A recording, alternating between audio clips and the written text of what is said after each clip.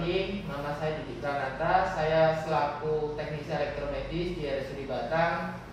Saya bekerja dari tahun 2014 sampai sekarang sebagai teknisi di RSUD Batang. Ini saya akan menyampaikan beberapa bagian mungkin untuk pesawat Ronsen ini. Kenalkan untuk apa saja yang terdapat pada alat pesawat Ronsen ini. Alat yang mau saya kenalkan adalah merek Shimaksu. Alat ini kita beli di tahun 2012 dan menggunakan listrik single pass. Sehingga alat ini biasanya digunakan pada klinik-klinik swasta ataupun klinik lab yang kecil karena bisa dibilang hemat energi. Jadi apa sih manfaat dari alat Ronsen? Alat Ronsen ini bermanfaat sebagai diagnostik medis dengan memancarkan sinar X pada tubuh yang digunakan sebagai diagnosis untuk dokter mendiagnosis suatu penyakit. Kemudian juga ada kekurangannya, yaitu sangat berbahaya bagi tubuh jika dosis penyinaran itu berlebih atau biasa disebut dengan overexposure. Makanya untuk MA dan PV kita harus sesuaikan dengan ketebalan tubuh. Jadi orang gemuk, orang yang sedang itu berbeda untuk MA dan PV-nya. Jadi dari satu set alat Ronsen, salah satunya adalah kolimator. Kolimator ini atau biasa disebut dengan jendela penyinaran. Jadi fungsinya antara lain yang pertama sebagai pengatur luas lapangan penyinaran atau radiasi yang nanti akan diekspos. Kemudian juga salah satunya lagi yang kedua untuk menghindari ketidaktepatan proses pengambilan gambar, karena nanti ada beberapa komponen yang sini terkait. Ya, dari alat ini terdapat beberapa komponen, yaitu pertama lampu kolimasi. Nah, lampu kolimasi ini berfungsi sebagai cahaya tampak atau simulasi dari pesawat dari sinar X yang nanti akan diekspos. Itu sifatnya tidak kelihatan, makanya kita butuh lampu kolimasi. Dan lampu kolimasi ini menggunakan lampu biasa halogen, dia sangat terang karena ada peraturan dari Bapeten nomor 9 tahun 2011 bahwa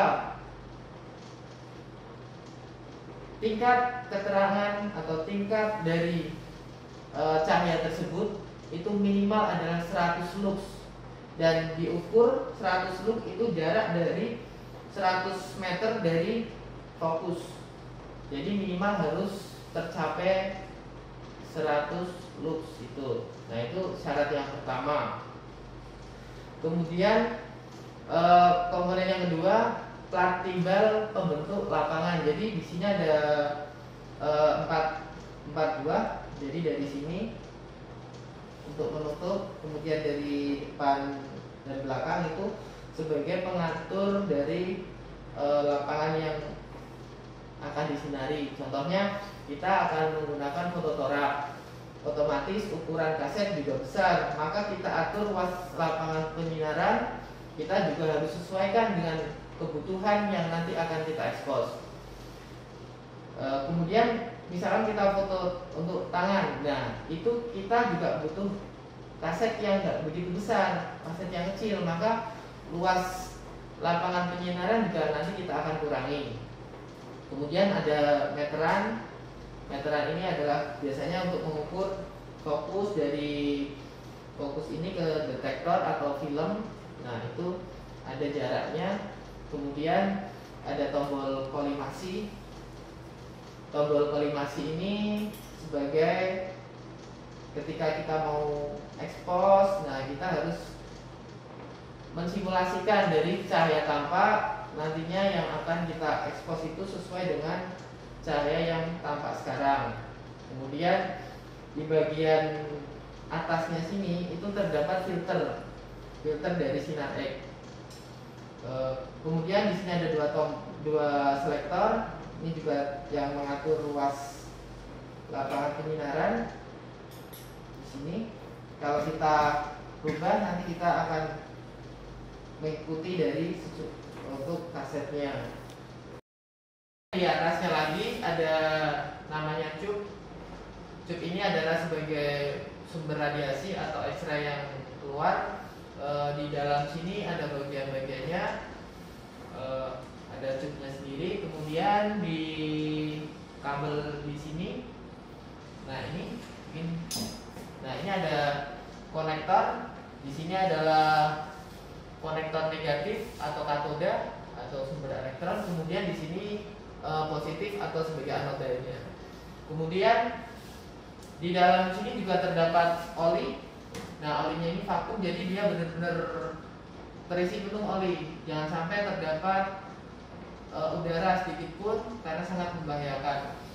Kemudian di sampingnya sini di bawah, nah ini antara pertemuan dengan kolimator itu juga tadi sudah saya sampaikan ada semacam filternya, itu yang nanti akan diatur oleh kolimator. Mungkin itu aja kalau bagian-bagian dari cupnya ini. Jadi pada satu set ini bisa digerakkan sudutnya seberapa, kemudian naik turun, keluar dan ke dalam. Nah, ini dia menggunakan kunci elektromagnetik. Jadi ketika alat ini menyala maka akan terjadi medan magnet yang akan melakukan pengereman. Jadi ketika ini tidak dipencet, kedua tombol ini tidak dipencet atau salah satu itu tidak bisa digerakkan. Jadi ini menggunakan sistem pengereman seperti elektromagnetik. Nah, makanya kita harus ketika kita menggerakkan baik ke atas ke bawah maju mundur itu kita harus menggunakan dua tombol ini. Nah, kalau seandainya rem ini tidak bekerja, maka yang terjadi atau dikhawatirkan ketika kita sudah memposisikan cup dengan detektor, maka ketika dia bergeser, nah itu sangat membahayakan ataupun nanti bisa tidak sesuai citra yang akan dihasilkan, karena bergeser nanti akan mengubah suatu bentuk dari hasilnya.